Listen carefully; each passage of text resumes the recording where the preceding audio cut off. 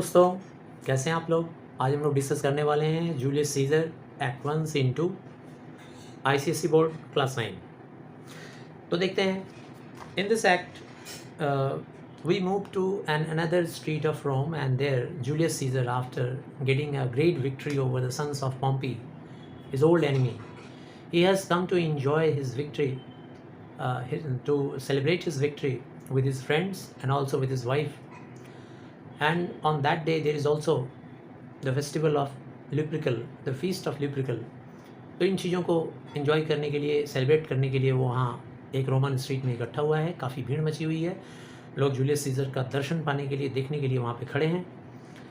तो देखते हैं वहाँ पे कुछ हिडन एनिमीज़ जिसको हम लोग बोल सकते हैं, जो जूलियस सीजर के मुंह पे उसकी बड़ाई करते हैं लेकिन पीठ पीछे उसकी बुराई करते हैं और हमेशा उसका बुरा सोचते हैं। तो कुछ ऐसे कैरेक्टर्स भी आप यहाँ देखेंगे। तो सबसे पहले सीजर अपनी वाइफ कैलिफोर्निया को बुलाता है। California is his wife. चिल्ला कर बुलाता है, कैलिफोर्निया कैसका, जो कि मुंह पे हमेशा, जैसे कहते हैं ना कि मुंह में राम बगल में छुरी, तो कैसका वैसे ही है। ये दिखाता है कि he is very much loyal supporter of Julius Caesar, लेकिन हमेशा उसकी बुराई चाहता है। तो भीड़ को वो डांटता है, कहता है पीस हो, सीजर स्पीक्स, म्यूजिक सीजर्स। कहता है कि ए सब लोग शांत हो जाओ, देखते नहीं जूलियस सीजर बोल रहे हैं कुछ, सब लोग सुनो उसे, क्या चिल्ला रहे हो यहाँ पे। और तुरंत उसके डांटने और बोलने से म्यूज़िक बंद हो जाती है। सीजर फिर से अपनी पत्नी का नाम लेकर बुलाता है, कैलिफोर्निया। तभी कैलिफोर्निया कहती है, हेयर माय लॉर्ड, हाँ मैं यहाँ पे हूँ, बोलिए। सीजर कहता है, stand you directly in Antonius way. Antonius ये है mark Antony. Mark Antony Julius Caesar का बहुत ही क्लोज फ्रेंड था और उसका भला चाहने वाला एक सच्चा सपोर्टर, लॉयल फ्रेंड। तो मार्क एंटनी को यहाँ एंटोनियस बोला गया है। कहता है कि कैलिफोर्निया, जब एंटोनियस दौड़ेंगे क्यों भाई, तो जो फीस्ट ऑफ ल्यूप्रिकल है ना, ये जो ल्यूप्रिकस गॉड थे उनको माना जाता है कि वो बांझ औरतों को या फिर बैरन लैंड को या फिर चौपाए जानवर जो होते हैं जिनको बेबीज़ नहीं हो रहे हैं, संतान नहीं हो रहे हैं, उनकी इनफर्टिलिटी को दूर करने वाले भगवान हैं। मतलब उनकी बांझपन को दूर करने वाले भगवान हैं लुप्रिकस। तो उनका फीस्ट मनाया जाता है। उस दिन क्या करते हैं ना कि उस फेस्टिवल में कि बहुत सारे लोग दौड़ते हैं, रेस लगाते हैं। और वो रेस लगाते वक्त ऐसा माना जाता है कि अगर वो जिस किसी भी जानवर या जिस किसी भी चौपाए जानवर जो कि बांझ है, या फिर कोई महिला जो कि बांझ है, जो कि प्रेग्नेंट नहीं हो रही है, या फिर कोई ऐसी चीज़ जो बैरन है, मतलब जहाँ कोई फर्टिलिटी नहीं है, उसे जब वो छू देते हैं तो उसके अंदर जो उसकी इनफर्टिलिटी का बैड क्वालिटी है, नेगेटिव क्वालिटी है, वो शेक ऑफ हो जाता है, ख़त्म हो जाता है और उसके अंदर फर्टिलिटी आ जाती है। मतलब वो उपजाऊ हो जाता है या फिर पैदा करने वाला, प्रोडक्टिव हो जाता है। इसीलिए कैलिफोर्निया और जूलियस सीजर को कोई बेबीज़ तो है नहीं, इसीलिए वो कहता है कि California, stand you directly in Antonius way. Antonius के रास्ते पे डायरेक्टली खड़े हो जाना। एंटोनी, जब हमारा फ्रेंड दौड़ेगा तो रास्ते में खड़ी हो जाना, ताकि जब वो दौड़े एंटोनियस तो वो तुम्हें छू पाए। एंटनी, उसका दोस्त एंटोनियस यानी एंटनी सुन लेता है और कहता है, सीजर माय लॉर्ड, हाँ आपने कुछ कहा, आपने कुछ कहा। ये बहुत ही पक्का वफादार इंसान है। सीजर कहता है, forget not in your speed. देखो भाई एंटोनी, दौड़ते वक्त भूल मत जाना, to touch California, for your elders say the barren, our elders say that the barren touched in this holy chase shake off their sterile curse. क्योंकि तुम भूल मत जाना, क्योंकि हमारे जो पूर्वज लोग हैं उन लोगों ने क्या कहा है कि अगर इस रेस के अंदर दौड़ने वाला इंसान, प्रतियोगिता लेने वाला, कंपटीशन लेने वाला इंसान अगर किसी भी बांझ चीज़ को छू देता है या इंसान को, महिला को छू देता है, तो फिर उसकी फर्टिलिटी आ जाती है वापस से, इनफर्टाइल क्वालिटी ख़त्म हो जाता है, उसके ऊपर से ये कर्स ख़त्म हो जाता है कि वो बांझ है। एंटोनी कहता है, when Caesar says do this it is perform. कहता है एंटनी, मुझे याद है, और जब सीजर ने कह दिया तो फिर ये चीज़ होना ही होना है, इसमें तो कोई दो राय नहीं है। सीजर कहता है, sit down and leave no ceremony out. ठीक है, तो फिर चलो स्टार्ट हो जाओ, और हाँ देखना इस चीज़ में कोई भी सेरेमनी बाकी ना रह जाए। मतलब मेरी वाइफ को तुम्हें छूना है और तुम्हारे छूने से उसके ऊपर का ये श्राप ख़त्म हो जाएगा, वो फर्टाइल हो जाएगी, प्रेग्नेंट हो पाएगी भविष्य में, और इससे जुड़ा हुआ कोई भी सेरेमनी छूटना नहीं चाहिए, कोई भी रीति रिवाज वाला जो काम है छूटने ना पाए। इसके बाद म्यूज़िक फिर से शुरू हो जाता है। तभी एक सूदसेयर वहाँ आता है। एक सूदसेयर के एपिसोड के लिए ही ये एक्ट 1 सीन 2 काफ़ी फेमस है। इसको लोग काफ़ी वैल्यू देते हैं जूलियस सीजर के इस एपिसोड को। सूदसेयर यानी भविष्यवक्ता, भविष्य के बारे में बताने वाला। तो सूदसेयर कहता है सीजर, म्यूज़िक बज रहा है और ज़ोर से चिल्ला कर बोलता है सीजर। सीजर सुनते हैं और कहते हैं हाँ हु कॉल्स। मतलब इतना ज़ोर उसका आवाज़ है कि चारों तरफ से ट्रम्पेट बज रहा है, म्यूज़िक बज रहा है, बैंड बज रहे हैं, लेकिन उसके बीच में उसकी म्यूज़िक की आवाज़ को दबा के भी उसकी आवाज़ ऊपर आ रही है और चिल्लाता है सीजर। तो तुरंत सीजर कहते हैं कौन है, कौन पुकारा मुझे। तभी कास्का कहता है, कास्का जो बीच बीच में उनको दिखाता है कि हम आपके बहुत लॉयल सपोर्टर हैं, लेकिन एक्चुअली में है नहीं। तो कहता है Casca ha who calls, sorry beat every noise be still. सारे लोग फिर से म्यूज़िक बंद करो, कोई आवाज़ नहीं करना चाहिए। पीस येट अगेन, फिर से शांति चाहिए। देख नहीं रहे हो सीजर बोल रहे हैं। म्यूज़िक सीजर्स, तुरंत म्यूज़िक रुक जाती है। सीजर कहते हैं कौन है वहाँ पर, कौन है जो मुझे बुला रहा था अभी। आई हियर अ टंग, मैंने अभी भी एक जवान सुनी है, कोई मुझे बुला रहा था। श्रिलर दैन ऑल द म्यूज़िक, ये जो इतनी म्यूज़िक बज रही है ना, ड्रम वगैरह बज रहा है, उससे भी तेज़ आवाज़ थी उस इंसान की, बुलाओ उसे मेरे सामने। Caesar is turn to hear, अभी सीजर मैं पीछे टर्न किया हूँ उसको सुनने के लिए, अभी उसको बुलाओ। सूदसेयर को सामने बुलाया जाता है और फिर वो कहता है beware the ides of March. Ides of March का मतलब middle of March, 15th of March. तो सूदसेयर उसको भविष्यवक्ता जो है भविष्यवाणी करता है और कहता है कि सीजर 15 मार्च को सावधान रहना, तुम्हारे साथ कुछ बुरा हो सकता है। सीजर कहता है व्हाट मैन इज दैट, कौन है ये इंसान, इस तरह की बात मुझे कह रहा है। ब्रूटस कहता है a soothsayer bids you beware the ides of March. ये जो ब्रूटस है ना, ये एक अच्छा इंसान है और वो बुरा नहीं चाहता किसी का, लेकिन उसमें एक क्वालिटी है कि वो रोम के लिए बहुत अच्छा सोचता है और वो एक्चुअली में सीजर का फ्रेंड भी है, लेकिन रोम की भलाई जिसमें है उस चीज़ के फेवर में वो हमेशा रहता है। अब अगर कोई उसको आकर मैनिपुलेट कर दिया, ब्रूटस काफ़ी शक्तिशाली भी था, अगर उसके फ्रेंड्स वगैरह आके उसको मैनिपुलेट कर दें कि भाई सीजर बुरा इंसान है और वो आगे जाकर मोनोपोली हो जाएगा, उसके पास सारे पावर आ जाएंगे, हम सबको दबा देगा, हम सबको टॉर्चर करेगा, सारे कंट्रीमैन को टॉर्चर करेगा। तो इससे क्या हुआ ना कि उस मैनिपुलेशन से लोगों की बातों, बहकी हुई बातों को सुनकर ब्रूटस जो है, रोम का भला सोचने वाला, वो ब्रूटस को जूलियस सीजर को यानी अपने फ्रेंड को बुरा मानने लग जाता है, यानी कि दुश्मन मानने लग जाता है। और जो लोग भी जूलियस सीजर को मारने का प्लान करते हैं, प्लॉट बनाते हैं, उनके साथ ब्रूटस भी मिल जाता है। तो आने वाले दिनों में हम देखेंगे कि ब्रूटस भी मतलब कॉन्स्पिरेटर्स का एक मेंबर बन जाता है, कॉन्स्पिरेसी करने में कि कैसे जूलियस सीजर को मारा जाए और क्यों मारा जाए। एक्चुअली में वो उसका दुश्मन नहीं है, उसका बुरा नहीं सोचता है, लेकिन रोम की भलाई सोचने की वजह से, लोगों के मैनिपुलेशन की वजह से वो दुश्मन बन जाता है। तो ब्रूटस कहता है कि a soothsayer bids you beware the ides of March. Soothsayer ने तुम्हें कहा है कि मार्च के 15th को सावधान रहना। सीजर कहता है लाओ उसे मेरे सामने खड़े करो, मैं देखना चाहता हूँ उसका चेहरा, कौन है वो। कैसियस कहता है fellow come from the throng. Throng का मतलब होता है क्राउड, भीड़ के अंदर से बाहर निकल के आओ। लुक अपॉन सीजर, सीजर के सामने खड़े हो। सीजर जैसे उसे देखते हैं कहते हैं what says thou to me now, speak once again. तुमने क्या कहा, एक बार फिर से कहो मेरे सामने।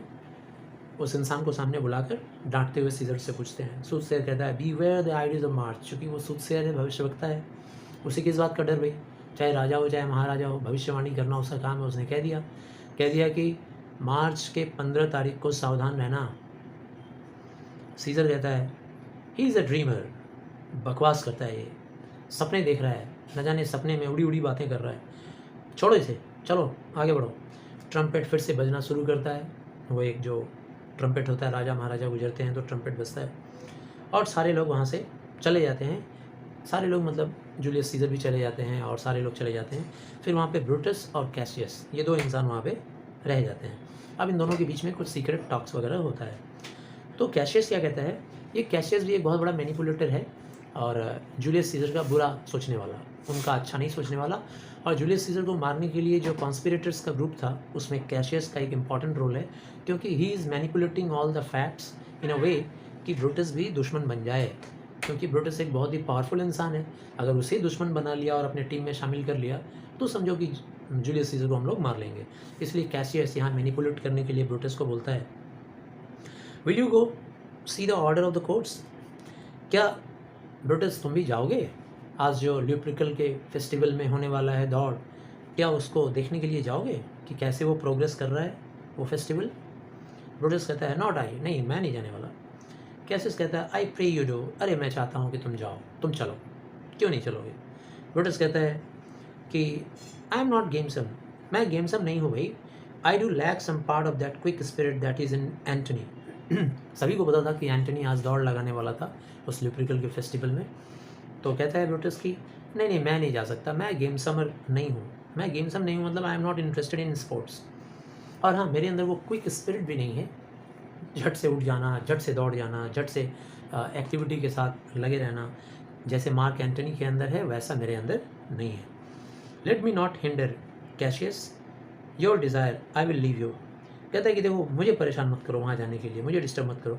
हाँ, अगर तुम्हारी इच्छा है, मतलब तुम्हारी इच्छा के लिए मुझे परेशान मत करो, आई विल लीव यू। और अगर तुम्हें जाना है तो तुम जाओ, तुम जा सकते हो। कैशियस कहता है, Brutus I do observe you now of late, I have not from your eyes that gentleness and show of love as I was wont to have, you bear too stubborn and too strange a hand over your friend that loves you. Cassius बोलता है कि मैं आजकल देख रहा हूँ Brutus कि मैंने अभी हाल ही में नोटिस किया है कि तुम्हारी आँखों में वो जेंटलनेस नहीं है मेरे लिए, तुम्हारी आँखों में वो प्यार नहीं है, show of love that I was wont to have. Wont, WONT, wont का मतलब होता है कि जो एक्स्टम्ड, मतलब जो हैबिचुएटेड तरीके से हुआ करता था मेरे लिए, मतलब वो ये कहना चाह रहा है कि भाई आजकल तुम्हारा नज़रिया बदल गया है मेरे लिए, वो प्यार और वो जेंटलनेस नहीं है। अब देखो ना, मैं तुम्हें कह रहा हूँ चलने के लिए तो तुम मान ही नहीं रहे हो। And you bear too stubborn and too strange a hand over your friend that loves you. और कितने ज़िद्दी हो गए हो तुम आजकल, स्टबर्न हो गए हो, और कितने स्ट्रेंज, अनफेमिलियर जैसा बिहेव करते हो। ऐसा लगता है जैसे मुझे पहचानते ही नहीं हो, मेरी कोई भी बात को मानते ही नहीं हो, टाल देते हो तुरंत, उस फ्रेंड की बात को टाल देते हो जो तुम्हें इतना प्यार करता है। तो वो एक तरीके से ये कहना चाह रहा है उसका दिमाग जीतने के लिए कि कम से कम मेरी बात को सुनो। जब ऐसा कहेंगे तो कोई भी सामने वाले के लिए थोड़ा सिंपैथेटिक हो जाएगा, उसके अंदर एक सिंपैथी आ जाएगी कि भाई ऐसा ये क्यों सोचने लगा, चलो इसकी बात सुन लेते हैं, ऐसे इसलिए कह रहा है। कैशियस को जवाब में ब्रूटस कहता है फिर, कैशियस बी नॉट डिसीव्ड, भाई कैशियस तुम धोखे में मत पड़ जाओ। डिसीव मतलब धोखा देना। If I have veiled my look, veiled का मतलब होता है घूंघट या फिर पर्दा, जो आदमी का ओरिजिनल फेस है, उसका चार्म है, वो हट गया हो और एक फ्रॉनिंग वाला चेहरा ऐसा आ गया हो गुस्से में। जैसे अगर हमारा कोई दोस्त है, हमें हमेशा उसको मैं ऐसे देख रहा हूँ तो उसको लगेगा कि भाई मैं हमेशा गुस्से में हूँ, ठीक है ना। तो अगर तुमको मेरे चेहरे पे कुछ एक दूसरा पर्दा अगर नज़र आ रहा है तो ये जान लो यार, मेयरली अपॉन माई सेल्फ, ये जो फ्रॉनिंग है ना, ये गुस्से वाला जो फेस है, उसका एटीट्यूड मेरे लिए ही है, उसका असर सिर्फ मेरे ऊपर हो रहा है, दूसरे पे नहीं हो रहा है। Vexed I am of late with passion of some difference, actually मैं परेशान हूँ। वेक्स्ड का मतलब ट्रबल्ड, परेशान हूँ मैं आजकल। कोई मैं मतलब मेरे अंदर बहुत सारे इमोशंस चल रहे हैं, उन इमोशंस का झगड़ा चल रहा है, भावनाओं की लड़ाई चल रही है हमारे दिल और दिमाग में। पैशन ऑफ सम डिफरेंस, कई तरह के पैशन हमारे दिल दिमाग में लड़ रहे हैं। Conception only proper to myself, जिसका असर सिर्फ मेरे ऊपर ही पड़ रहा है। Which give some soil perhaps to my behaviour, इसकी वजह से हो सकता है मेरे बिहेवियर पे कुछ अंतर नज़र आ रहा हो तुम्हें, मेरा बिहेवियर थोड़ा बुरा लग रहा हो या मेरा बिहेवियर ख़राब हो गया हो मेरे दोस्तों के लिए।